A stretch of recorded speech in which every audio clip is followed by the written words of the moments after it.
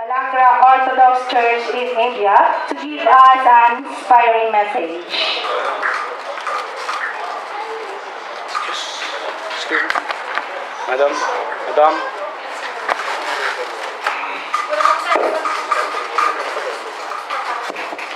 And may I request also Brother Shijo Joseph to please translate it in English. Thank you. Okay, language. 不懂用啊。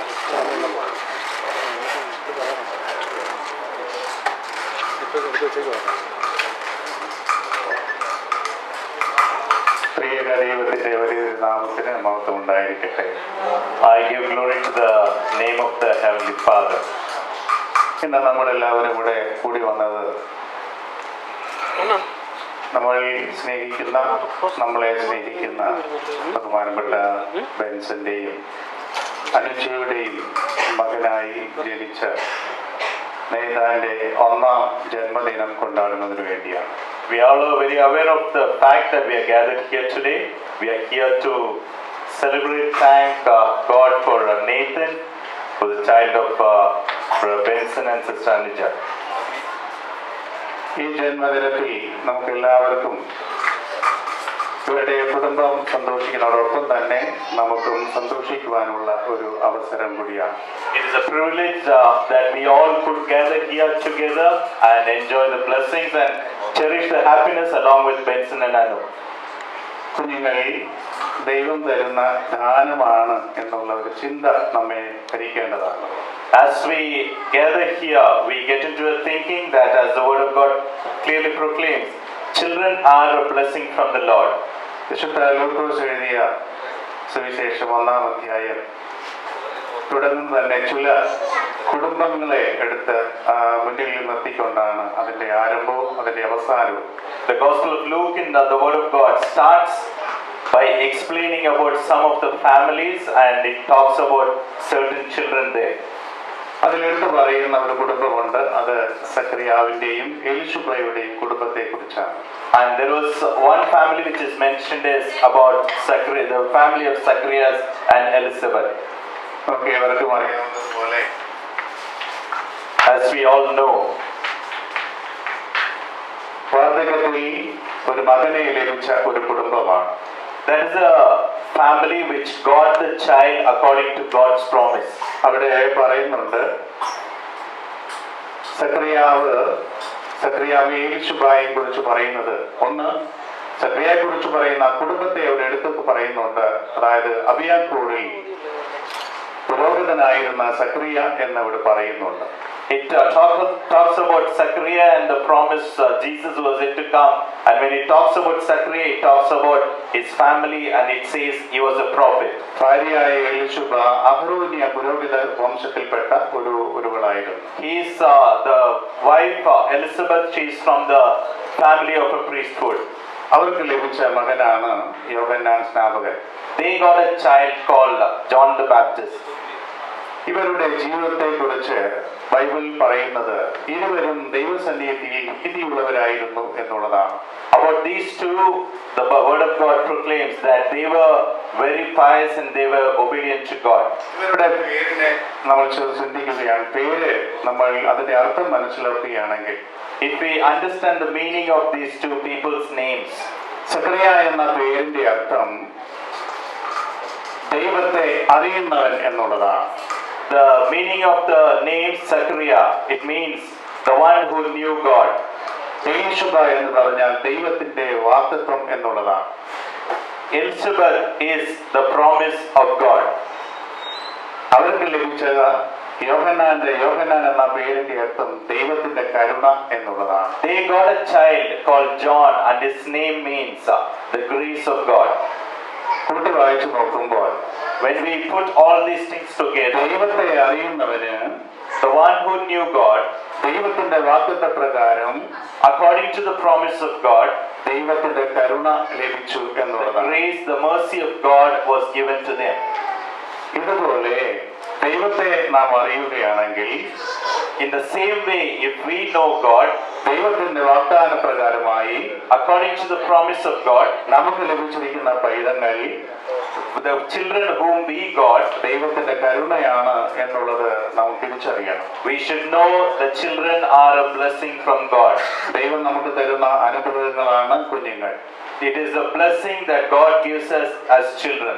ആയതിനാൽ So, ദൈവത്തിന്റെ സന്നിധിയിൽ ലഭിച്ച കുഞ്ഞുങ്ങളെ ദൈവത്തിന്റെ ഹിതപ്രകാരം വളർത്തേണ്ടത് ഏറ്റവും ആവശ്യമാണ്. as we have got the children as a blessing from the Lord, it is our duty that we bring them up according to God. അവന്റെ വചനങ്ങളെ അനുസരിച്ച് നാം അവനെ വളർത്തുമ്പോൾ, As we bring them up obeying the gospel and the scriptures, തീർച്ചയായിട്ടും ദൈവം അവരെ നമുക്ക് നഷ്ടപ്പെടാതെ ദൈവസന്നിധിയിൽ അവരെ സമർപ്പിക്കുമ്പോൾ നമുക്ക് നഷ്ടപ്പെടാതെ ദൈവത്തിന്റെ ദാനമാണെന്നുള്ള ചിന്തയിൽ നാം അവരെ വളർത്തുമ്പോൾ നമ്മുടെ സംരക്ഷണം അവർ ഏറ്റെടുക്കുവാനായിട്ട് ഇടയാകും. വളർന്നു വരുമ്പോൾ we should always remember that it's a blessing from God, and we should bring them up in the right manner, obeying God and in the fear of God. ആയതിനാൽ ഈ കുഞ്ഞുങ്ങളെ ശ്രദ്ധയോടെ വളർത്തേണ്ടത് ഏറ്റവും ആവശ്യമാണ്.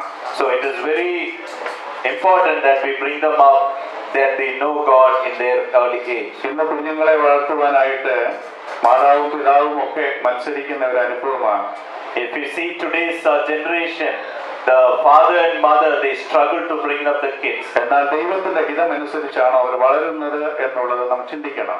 It is always better we think whether they are being brought up according to the plan and the will of God. ക്രിസ്തുവിന്റെ ജന വളർച്ചയെക്കുറിച്ച്, ശിശുവായിരിക്കുന്നതിനെ കുറിച്ച് പറയുന്ന ബൈബിൾ ഇങ്ങനെയാണ് പറയുന്നത്: പൈതൽ വളർന്നു, ജ്ഞാനം നിറഞ്ഞു, ആത്മാവിൽ ബലപ്പെട്ടു വന്നു, ദൈവകൃപയും അവന്റെ മേലുണ്ടായിരുന്നു എന്നുള്ളതാണ്. When we see about the growth of Jesus in the Bible as a child, it says like he grew in the wisdom of God and men, and in the stature and in the knowledge. ആയതിനാൽ ദൈവത്തിന്റെ കൃപയിൽ ഈ കുഞ്ഞുങ്ങളെ, ലഭിച്ചിരിക്കുന്ന കുഞ്ഞുങ്ങളെ വളർത്തുവാനായിട്ട് നമുക്ക് ഓരോരുത്തർക്കും സാധിക്കണം. So as families, as all of us are here, we should make sure that we bring up our kids, that they know God when they grow up. നമ്മൾ കുഞ്ഞുനാൾ മുതൽ നമ്മളെ പഠിപ്പിച്ചിരിക്കുന്ന ആദ്യത്തെ ഒരു വചനമുണ്ട്: യഹോവ എന്റെ ഇടയനാകുന്നു എന്നുള്ളത്. Even from our small age, we have learned this particular scripture: the Lord is my shepherd. നമ്മുടെ പിതാക്കന്മാർ നമ്മെ പഠിപ്പിച്ച ആദ്യത്തെ ദൈവവചനം ഇത് തന്നെയാണ് എന്ന് ഞാൻ വിശ്വസിക്കുന്നു. I'm sure our parents would have taught this as the first scripture in our life. എന്താണ് ഇതിന്റെ അർത്ഥം? What is the meaning of this scripture? യഹോവ എന്റെ ഇടയനാകുന്നുവെങ്കിൽ നമുക്ക് ദൈവത്തിലൂടെ ലഭിക്കുന്ന കൃപകൾ എന്താണ്? If God is my shepherd, and what are the blessings that I get from God? ഒന്നാമതായി ദൈവം നമുക്ക് തരുന്ന കൃപ എന്താണെന്ന് ചോദിച്ചാൽ, the first blessing that God gives us, അവൻ നേരായ വഴിയിലൂടെ നമ്മെ നടത്തുന്നു എന്നുള്ളതാണ്. He will take us through the straight paths. ശരിയായ പാത എന്നുള്ളത് അടിവരെ ഇടേണ്ടതാണ്. It is very important that we underline, He takes us through the right path. കാരണം ഏതൊരു മനുഷ്യനും ശരിയായ പാതയിലൂടെ ജീവിക്കേണ്ടതും നടക്കേണ്ടതും ആവശ്യമാണ്. Because it is very important for a man to live and walk in the right path. ഇവിടെ ഇരിക്കുന്ന നിങ്ങളുടെ കയ്യിലേക്ക് ഒരു പേപ്പറും പെൻസിലും തന്നാൽ ശരിയായ നേരെയുള്ള ഒരു വര വരയ്ക്കുവാനായിട്ട് ആവശ്യപ്പെട്ടാൽ എത്ര പേര് അത് ശരിയായ രീതിയിൽ ഒരു വര വരയ്ക്കുവാനായിട്ട് സാധിക്കും? If I give a paper and pencil to most of you sitting here, and if I ask you to draw a straight line, and I'm not sure how many of you will do the right straight line. പലരുടെയും വരകൾ ശരിയാവുകയില്ല.